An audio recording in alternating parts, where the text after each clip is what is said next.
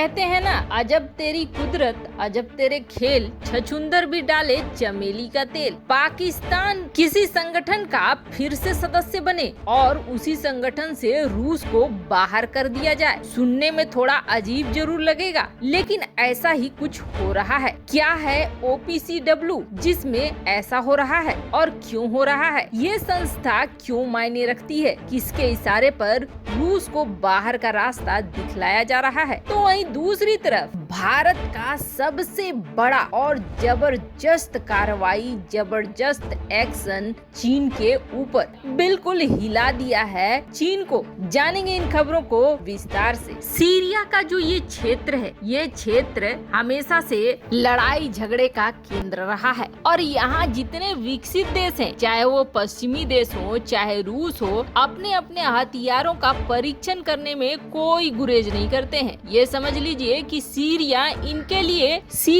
इनके लिए परीक्षण का केंद्र बन रखा है। अब ऐसे में रूस ने केमिकल वेपन का इस्तेमाल कर लिया था सीरिया के ऊपर, जिसका असर बहुत ही ज्यादा भयानक हुआ था और इस भयानक असर के बाद अंतर्राष्ट्रीय स्तर पर रूस की बहुत आलोचना हुई थी। सितंबर 2015 से शुरू किया रूस ने सीरिया पर हमला और ये हमला अब तक चल रहा है। जो वहाँ छोटे छोटे संगठन हैं, आतंकी गुट है, कोई किसी को मारता है, कोई किसी को मारता है। एक तरफ इजराइल है, दूसरी तरफ अमेरिका है, तीसरी तरफ रूस है, ईरान है, सारे अपने अपने परीक्षण यहीं पे कर डालते हैं। पर रूस ने जो किया उसको लेकर बहुत ही ज्यादा बदनामी हुई थी और ये भी कहा जाने लगा कि मानव अधिकार संगठन को आना चाहिए, देखना चाहिए कि रूस के इस स्ट्राइक से करीब 17,000 आम नागरिक मारे गए थे, 200 बच्चे मारे गए थे और ये बहुत ही गंदा था क्योंकि इसमें इस्तेमाल किया गया था केमिकल का। रूस की इस क्रूरता के लिए दुनिया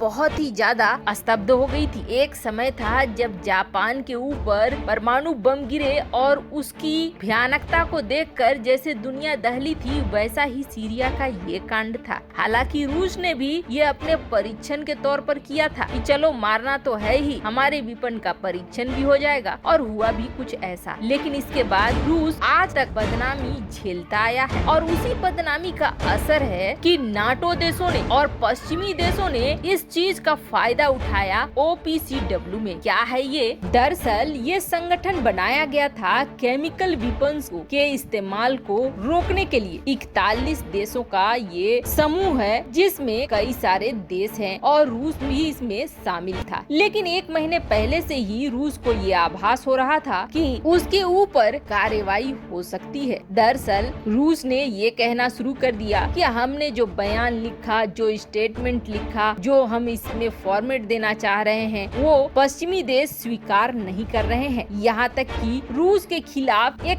माहौल सा बनाया जा रहा है कि रूस को इस संगठन से बाहर निकाला जाए। अब इसके लिए रूस ने अमेरिका के ऊपर आरोप लगाया कि अमेरिका बाकी सदस्य देशों पर आरोप लगा रहा है कि यहाँ से बाहर किया जाए रूस को यहाँ रखने से कोई फायदा नहीं है। रूस तो खुद केमिकल हथियारों का इस्तेमाल करता है और इसका प्रूफ भी देखने को मिल चुका है। अब रूस को लेकर जहाँ यहाँ पे दुविधा वाली स्थिति बन गई है, तो वहीं दूसरी तरफ इसी OPCW में पाकिस्तान को एक बार फिर से जगह दे दी गई है। पाकिस्तान चुनाव जीत गया है और 2022-2024 में पाकिस्तान इसका सदस्य बना रहेगा। अब यही विडंबना देखिए, पाकिस्तान जो दुनिया भर को केमिकल हथियारों से भी बड़ा जख्म दे रहा है, वो OPCW में रहेगा और रूस बाहर हो जाएगा। खैर, ये है जियोपॉलिटिक्स का हिस्सा। तो वहीं दूसरी तरफ भारत ने सबसे बड़ा एक्शन और सबसे बड़ी कार्रवाई की है चीन के ऊपर और इससे पूरी तरीके से तिल मिला गया है चीन। उसे समझ में नहीं आ रहा है कि इस कार्रवाई का जवाब कैसे दे चीन। दरअसल अब ये बात तो बिल्कुल सही है कि दुनिया सीधे सीधे लड़ाई लड़ना नहीं चाहती है। कोई भी जंग बेहद खर्चीला होता है और जंग के इस खर्च को